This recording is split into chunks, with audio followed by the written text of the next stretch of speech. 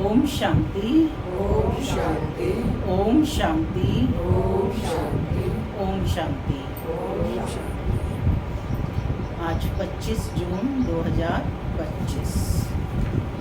आज मीठी मधुर मुरली में बाबा ने कहा कि तुम बच्चे कितने भाग्यवान हो, स्वयं भगवान तुम्हें पढ़ाने आते हैं। तो कितने भाग्यवान हैं। और कौन सी शिक्षा दे रहे हैं? राजयोग सिखला रहे हैं। कहाँ जाने के लिए? नई दुनिया के लिए। माने एक ट्रेनिंग पीरियड चल रहा है। तो बाबा कहते हैं कि जब नई दुनिया की स्थापना का कार्य चल रहा है तो पुरानी का विनाश अवश्य ही होना है, अवश्य संभावी है। तो दूसरा बाबा ने कहा जितना बाप की याद में रहेंगे उतना अपनी आत्मोन्नति होती रहेगी। सुख दुख भगवान नहीं देता है। भगवान क्या देता है? सिर्फ सुख देता है। दुनिया में तो कहते हैं ना, सुख दुख सब भगवान देता है। लेकिन बाबा क्लियर करते हैं कि वह बाप है सब आत्माओं का, वह अपने बच्चों को दुख नहीं दे सकता है। अतः ऐसा अब हमें तो जानकारी हुई है, तो ऐसे नहीं कहेंगे कि भगवान सुख दुख दोनों देता है। वह केवल सुख दाता है, दुख हरता है। सुनते हैं आज के डायरेक्ट ईश्वरीय महावाक्य। ओम शांति। बाबा कहते मीठे बच्चे, बाप तुम्हें नई दुनिया के लिए राजयोग सिखला रहे हैं। इसलिए इस पुरानी दुनिया का विनाश भी जरूर होना है। बाप तुम्हें नई दुनिया के लिए राजयोग सिखला रहे हैं, इसलिए इस पुरानी दुनिया का विनाश भी जरूर होना है। आज की मुरली से प्रश्न है, मनुष्यों में कौन सी एक अच्छी आदत पड़ी हुई है लेकिन उससे भी प्राप्ति नहीं होती? मनुष्यों में कौन सी एक अच्छी आदत पड़ी हुई है? देखो कौन सी एक अच्छी आदत है लेकिन उससे प्राप्ति नहीं होती। विचार करो कौन सी एक आदत है जो अच्छी है।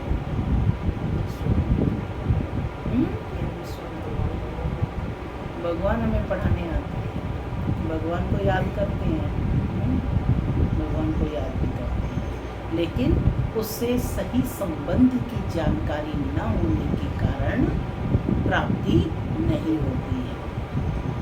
सुनते हैं बाबा का उत्तर। बाबा कहते मनुष्यों में भगवान को याद करने की जैसे आदत पड़ी हुई है। जब कोई बात होती है तो कह देते हैं हे भगवान।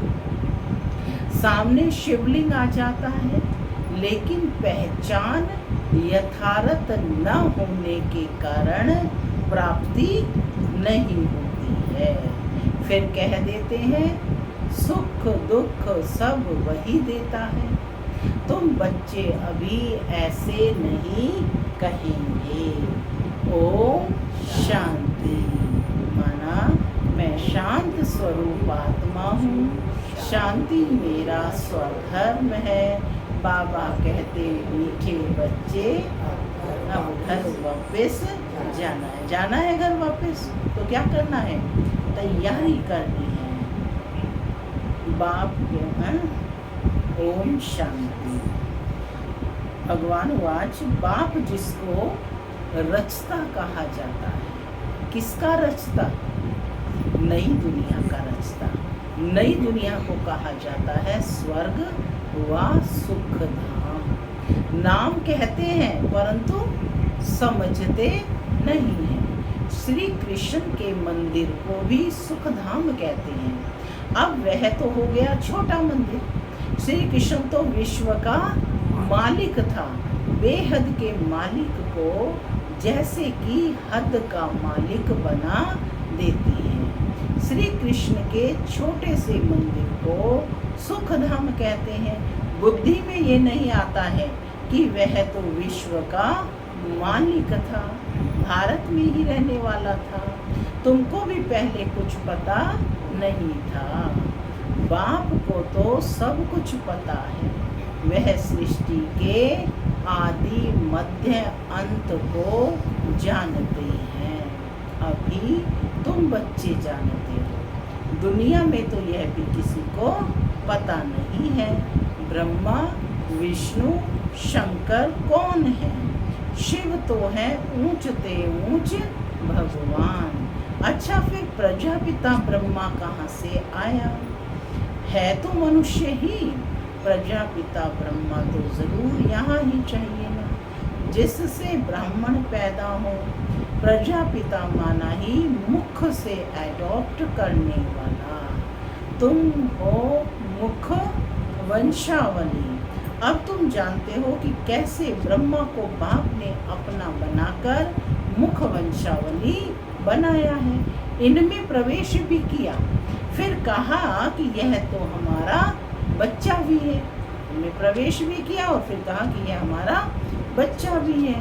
तुम जानते हो ब्रह्मा नाम कैसे पड़ा, कैसे पैदा हुआ?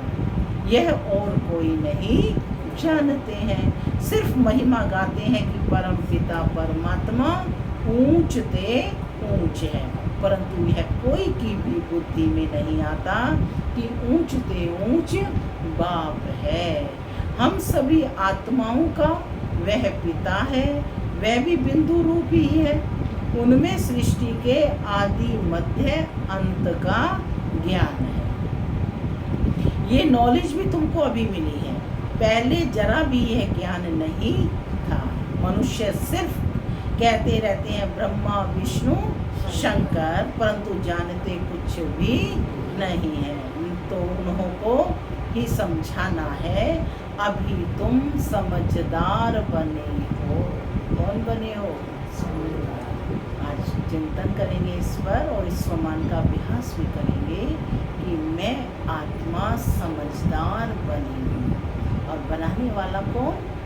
स्वयं परम पिता शिव परमात्मा। तो जानते हो कि वह कौन है? बाप ज्ञान का सागर है, जो हमको ज्ञान सुनाते हैं, पढ़ाते हैं। यह राजयोग है ही सतयुग नई दुनिया के लिए। तो जरूर पुरानी दुनिया का विनाश होना चाहिए, उसके लिए यह महाभारत लड़ाई है। आधा कल्प से लेकर तुम भक्ति मार्ग के शास्त्र पढ़ते आए हो, अब तो बाप से डायरेक्ट सुनते हो। बाप कोई शास्त्र नहीं बैठकर सुनाते हैं। जप तप करना, शास्त्र आदि पढ़ना, यह सब भक्ति है। अब भक्तों को भक्ति का फल चाहिए, क्योंकि मेहनत करते ही हैं भगवान से मिलने के लिए। परंतु ज्ञान से है सदगति। ज्ञान से क्या होती है? सदगति। ज्ञान और भक्ति दोनों इकट्ठे चल ना सके। अभी है ही भक्ति का राज्य, सब भगत है। हर एक के मुख से ओ गॉड फादर जरूर निकलेगा। अब तुम बच्चे जानते हो कि बाप ने अपना परिचय दिया है कि मैं छोटी बिंदु हूँ। क्या परिचय दिया है बाप ने? छोटी बिंदु हूँ, मुझे ही ज्ञान का सागर कहते हैं।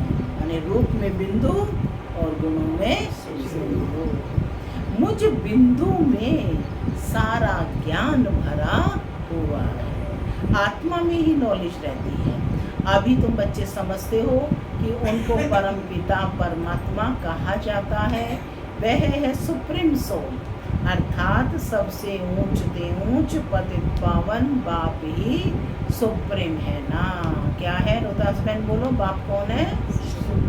हाँ, पतित पावन बाप ही सुप्रीम है, जो पतितों को पावन बनाने वाले, वही बाप सबसे सुप्रीम है ना। मनुष्य है, हे भगवान कहेंगे तो शिवलिंग ही याद पड़ेगा। माने हे में पुकार है तो वो मूर्ति तक ही पहुँचते हैं, तो शिवलिंग ही याद पड़ेगा। वह भी यथार्थ रीति से नहीं। एक जैसे की आदत पड़ गई है कि भगवान को याद करना। याद तो पहले भी करते थे, लेकिन यथार्थ परिचय नहीं था। भगवान ही सुख दुख देता है, ऐसा कहते थे। अभी तुम बच्चे ऐसे नहीं कहेंगे, तुम जानते हो कि बाप तो सुखदाता है। कौन है बाप? तो हम किसके बच्चे हैं? सुखदाता के। तो बाप को क्या क्या नाम देंगे? सुखदेव, है ना। तो बाबा कहते कि सतयुग में सुखधाम था, वहाँ दुख का नाम नहीं। कलयुग में है ही दुख, यहाँ सुख का नाम ही नहीं। ऊंचते ऊंच भगवान वह है सर्व आत्माओं का बाप। यह किसी को पता नहीं है कि आत्माओं का बाप भी है। कहते भी हैं कि हम सब ब्रदर्स हैं। जब हम सब आत्माएं भाई भाई हैं तो वो कौन हुआ? पिता हुआ ना। तो जरूर सब एक बाप के बच्चे ठहरे ना। फिर कोई कह देते कि वह तो सर्वव्यापी है, तेरे में भी है मेरे में भी है। अरे तुम तो आत्मा हो। क्या कह रहे हैं बाप? तुम तो आत्मा हो, यह तुम्हारा शरीर है, फिर तीसरी चीज कैसे हो सकती है? विचारणीय है, तीसरी चीज कैसे हो सकती है? आत्मा को परमात्मा थोड़े ही कहेंगे, जीव आत्मा कहा जाता है, जीव परमात्मा नहीं कहा जाता। जीव बॉडी को कहते हैं, शरीर। परमात्मा तो शरीर में आते नहीं, जन्म नहीं लेते, है ना, उनका तो अवतरण होता है। तो बाबा कहते हैं कि जीव आत्मा कहा जाता है, जीव परमात्मा नहीं कहा जाता। फिर परमात्मा सर्वव्यापी कैसे हो सकता है? बाप सर्वव्यापी होता है तो फिर फादरहुड हो जाता। फादर को फादर से वर्षा थोड़े ही मिलेगा, सब बाप ही बाप है ऐसे कहेंगे। यही तो दुनिया में हुआ कि सब भगवान है भगवान है। तो बाबा समझा रहे हैं बच्चों को, समझदार बना रहे हैं कि बाप सर्वव्यापी होता तो फिर फादरहुड हो जाता। फादर को फादर से वर्षा थोड़े ही मिलेगा, बाप से तो बच्चा ही वर्षा लेता है। सब फादर कैसे हो सकते हैं? इतनी छोटी सी बात भी कोई की समझ में नहीं आती है। तब बाप कहते हैं, बच्चे हमने आज से 5000 वर्ष पहले तुमको कितना समझदार बनाया था। तुम एवर हेल्दी एवर वेल्दी समझदार थे। इससे जास्ती समझदार ऐसे कोई हो नहीं सकता। तुमको अभी जो समझ मिली हुई है यह फिर वहाँ नहीं होगी। तुमको बाबा कह रहे हैं कि अब जो समझ मिलती है वह वहाँ नहीं होगी। वहाँ यह थोड़े ही मालूम होता है कि हम फिर गिरेंगे, फिर तो सुख की अनुभूति नहीं कर पाएंगे ना। यह मालूम हो तो फिर सुख की भासना ही ना आए। यह ज्ञान फिर प्रायः लोप हो जाता है। यह ड्रामा का ज्ञान सिर्फ अभी तुम्हारी बुद्धि में है। ब्राह्मण ही अधिकारी रहते हैं। कौन बैठे हो? अधिकारी आत्मा, ब्राह्मण आत्मा। तुम्हारी बुद्धि में है कि अब हम ब्राह्मण वर्ण के हैं, ब्राह्मणों को ही बाप ज्ञान सुनाते हैं। ब्राह्मण फिर सबको सुनाते हैं। गायन भी है ना कि भगवान ने आकर स्वर्ग की स्थापना की थी, राजयोग सिखाया था। देखो श्री कृष्ण जयंती मनाते हैं, समझते हैं श्री कृष्ण वैकुंठ का मालिक था, परंतु वह विश्व का मालिक था। यह बुद्धि में नहीं आता है ना। सिर्फ कहते वैकुंठ, पूरी दुनिया ही वैकुंठ होगी ना, तो वह कौन हुआ? विश्व का मालिक। यह बुद्धि में नहीं आता। अब जब उनका राज्य था तो और कोई धर्म नहीं था, उनका ही सारे विश्व पर राज्य था और जमुना के किनारे था। अब तुमको ये कौन समझा रहे हैं? भगवान वाच।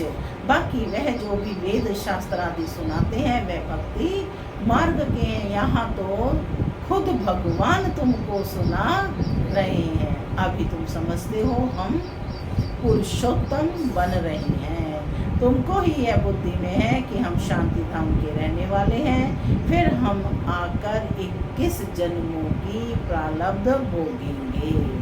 तुम बच्चों को अंदर में खुशी से गदगद होना चाहिए कि बेहद का बाबा, शिव बाबा हमको पढ़ा रहे हैं। वह ज्ञान का सागर है, सृष्टि के आदि मध्य अंत को जानता है।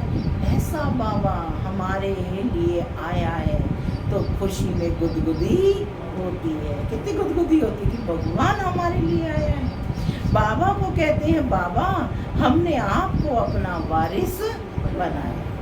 बाप बच्चों पर वारी जाते हैं। बच्चे फिर कहते हैं कि भगवान आप जब आएंगे तो हम आप पर वारी जाएंगे, अर्थात बच्चा बनाएंगे, है ना। पहले बाबा को अपना बच्चा बनाया, हाँ, तो वारिस बनाया। यह भी अपने बच्चों को ही वारिस बनाते हैं। बाबा को वारिस कैसे बनाएंगे? यह भी गुह्य समझने की बात है। अपना सब कुछ एक्सचेंज करना है। दुनिया में भी अपनी सारी प्रॉपर्टी किसको देते हैं? बच्चों को दे देते हैं, है ना। तो बाप को अपना बच्चा बनाया, तो बाप ने फिर सब कुछ बच्चों को दे दिया कि तुम ही निमित्त बन करके, ट्रस्टी बन करके उसको संभालो। इसमें बुद्धि का काम है। गरीब तो झट एक्सचेंज कर लेंगे, साहूकार मुश्किल करेंगे। जब तक कि पूरी रीति ज्ञान ना उठावें, इतनी हिम्मत नहीं रहती। गरीब तो झट कह देते बाबा हम तो आपको ही वारिस बनाएंगे, हमारे पास रखा ही क्या है। वारिस बनाकर फिर शरीर निर्वाह भी अपना करना है, सिर्फ ट्रस्टी समझकर रहना है। युक्तियाँ बाबा बहुत बताते रहते हैं। बाप तो सिर्फ देखते हैं कि कोई पाप कर्म में तो पैसे खराब नहीं करते हैं क्या, मनुष्य को पुण्य आत्मा बनाने में पैसा लगाते हैं क्या, सर्विस भी कायदे से करते हैं क्या। यह पूरी जांच करेंगे फिर सब राय देंगे। यह भी धंधे में ईश्वर अर्थ निकालते थे ना, वह तो था इनडायरेक्ट। दुनिया में भी लौकिक रीति से भी भगवान अर्थ निकालते हैं, तो बाबा भी जो है अपने धंधे से निकालते थे, ब्रह्मा बाबा भी। अभी बाप डायरेक्ट आए हैं। मनुष्य समझते हैं हम जो कुछ करते हैं उनका फल ईश्वर दूसरे जन्म में देते हैं। कोई गरीब दुखी है तो समझेंगे कर्म ही ऐसा किया हुआ है, अच्छे कर्म किए हैं तो सुखी हैं। बाप तुम बच्चों को कर्मों की गति समझाते हैं। बाप क्या समझा रहे हैं? कर्मों की गति पर समझाते हैं। रावण राज्य में तुम्हारे सब कर्म विकर्म हो जाते हैं। कैसे हो जाते हैं रावण राज्य में कर्म विकर्म? क्योंकि देहभान में करते हैं। सत्य और त्रेता में रावण ही नहीं, इसलिए वहाँ कोई कर्म विकर्म नहीं होता है। यहाँ तो अच्छे कर्म करते हैं। जो अच्छे कर्म करते हैं उनका अल्पकाल के लिए सुख मिलता है, फिर भी कोई ना कोई रोग खिटपिट तो होती रहती ही है, क्योंकि अल्पकाल का सुख है। अभी बाप कहते हैं यह रावण राज्य ही खत्म होना है। राम राज्य की स्थापना शिव बाबा कर रहे हैं। तुम जानते हो यह चक्र कैसे फिरता है? भारत ही फिर गरीब हो जाता है। भारत आज से 5000 वर्ष पहले स्वर्ग था। इन लक्ष्मी नारायण का राज्य था। पहले गद्दी इनकी चली थी। श्री कृष्ण प्रिंस फिर स्वयंवर किया तो राजा बना। श्री नारायण नाम पड़ा। यह भी तुम अभी समझते हो तो तुमको वंडर लगता है। बाबा आप सारे रचता और सारे रचना की नॉलेज सुनाते, आप हमको कितना ऊंच पढ़ाते हो। बलिहार जाऊं, हमको तो सिवाय एक बाप के और कोई याद नहीं करना है। अंत तक पढ़ना है तो ज़रूर टीचर को याद करना है। स्कूल में टीचर को याद करते हैं ना, उन स्कूलों में तो कितने टीचर्स होते हैं। हर एक दर्जे का टीचर अलग अलग होता है। यहाँ तो एक ही टीचर है, कितना लवली है। कैसा है टीचर? लवली। बाप लवली, टीचर लवली और सतगुरु भी लवली। आगे भक्ति मार्ग में अंधश्रद्धा से याद करते थे, अभी तो डायरेक्ट बाप पढ़ाते हैं, तो कितनी खुशी होनी चाहिए। फिर भी कहते हैं बाबा भूल जाते हैं। पता नहीं हमारी बुद्धि आपको क्यों नहीं याद करती है। गाते भी हैं ईश्वर की गति मत न्यारी है। बाबा आपकी गति और सदगति की मत तो बड़ी वंडरफुल है। ऐसे बाप को तो बहुत प्यार से याद करना चाहिए। स्त्री अपने पति के गुण गाती है ना, बड़ा अच्छा है, यह है, उनकी प्रॉपर्टी है, अंदर में खुशी रहती है ना। यह तो पतियों का पति, बापों का बाप है, इनसे कितना सुख हमको मिलता है और सबसे तो दुख मिलता है। हाँ, टीचर से सुख मिलता है क्योंकि पढ़ाई से इनकम होती है। गुरु हमेशा किया जाता है वानप्रस्थ में। बाप भी कहते हैं मैं वानप्रस्थ में आया हूँ। यह वानप्रस्थी है। बाबा 60 वर्ष के हो गए थे तब शिव बाबा की प्रविष्टा हुई, तो बाबा कहते यह भी वानप्रस्थी है, मैं भी वानप्रस्थी, यह सब मेरे बच्चे भी वानप्रस्थी। अब घर जाने का समय है तो सबको वाणी से परे जाना है। बाप टीचर गुरु तीनों ही इकट्ठे हैं। बाप टीचर भी बनते हैं, फिर गुरु बन साथ ले जाते हैं। उस एक बाप की ही महिमा है। यह बातें और कोई शास्त्र आदि में नहीं है। बाबा हर बात अच्छी रीति समझाते हैं। इनसे ऊंची नॉलेज कोई होती नहीं। न जानने की दर कहाँ रहती है। हम सब कुछ जानकर विश्व के मालिक बन जाते हैं। और जैसी क्या करेंगे? बच्चों की बुद्धि में यह तो हो, तब खुशी में और उसी याद में रहें। जब बच्चों की बुद्धि में यह ज्ञान रहेगा तभी तो खुशी रहेगी। पुण्य आत्मा बनने के लिए बाबा कहते याद में जरूर रहना चाहिए। माया का धर्म है तुम्हारे योग को तोड़ना। योग में ही माया विघन डालती है, भूल जाते हो। माया के तूफान बहुत आते हैं। यह भी ड्रामा में नून है। सबसे आगे तो यह है। यह कौन? ब्रह्मा बाबा। सबसे आगे तो यह है। तो इनको सब अनुभव होते हैं। मेरे पास जब आए तब तो सबको समझाऊं ना। यह सब माया के तूफान आएंगे।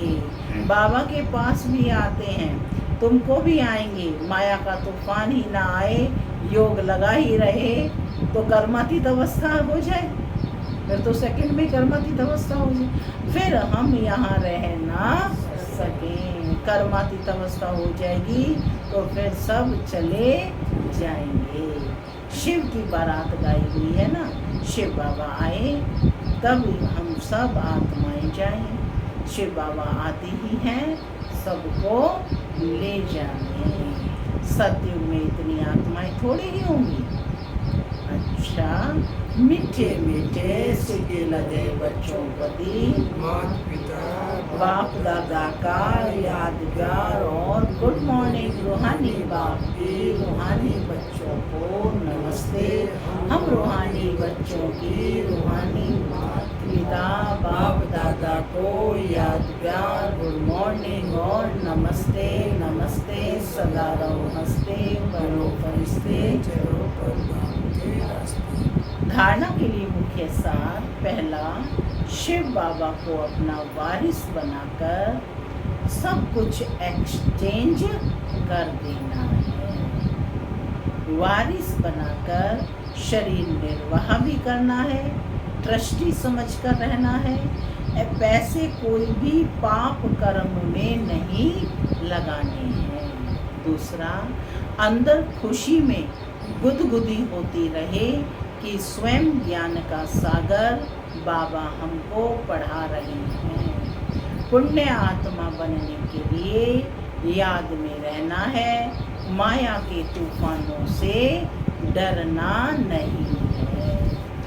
आज का वरदान है, सत्यता के आधार पर एक बाप को प्रत्यक्ष करने वाले निर्भय अथॉरिटी स्वरूप भव। सत्यता के आधार पर एक बाप को प्रत्यक्ष करने वाले निर्भय अथॉरिटी स्वरूप भव। सत्यता की प्रत्यक्षता का आधार है बाप को प्रत्यक्ष करने के लिए निर्भय और अथॉरिटी स्वरूप बनकर बोलो, संकोच से नहीं। जब अनेक मत वाले सिर्फ एक बात को मान लेंगे कि हम सबका बाप एक है और वही अब कार्य कर रहे हैं, हम सब एक की संतान एक हैं और यह एक ही यथार्थ है, तो विजय का झंडा लहरा जाएगा। इसी संकल्प से मुक्ति धाम जाएंगे और फिर जब अपना अपना पार्ट बजाने आएंगे तो पहले यही संस्कार इमर्ज होंगे कि गॉड इज वन। यही गोल्डन एज की स्मृति है। स्लोगन है, सहन करना ही स्वयं के शक्ति रूप को प्रत्यक्ष करना है। सहन करना ही स्वयं के शक्ति रूप को प्रत्यक्ष करना है। अव्यक्त इशारे, आत्मिक स्थिति में रहने का अभ्यास करो, अंतर्मुखी बनो। जैसे यह देह स्पष्ट दिखाई देती है, वैसे अपनी आत्मा का स्वरूप स्पष्ट दिखाई दे, अर्थात अनुभव में आए। मस्तक अर्थात बुद्धि की स्मृति व दृष्टि से सिवाय आत्मिक स्वरूप के और कुछ भी दिखाई न दे, वह स्मृति में न आए। ऐसे निरंतर तपस्वी बनो, तब हर आत्मा के प्रति कल्याण का शुभ संकल्प उत्पन्न होगा। भल कोई अपने संस्कार स्वभाव के वश आपके पुरुषार्थ में परीक्षा के निमित्त बना हुआ हो, उसके प्रति भी सदा कल्याण का संकल्प उत्पन्न हो। ओम शांति।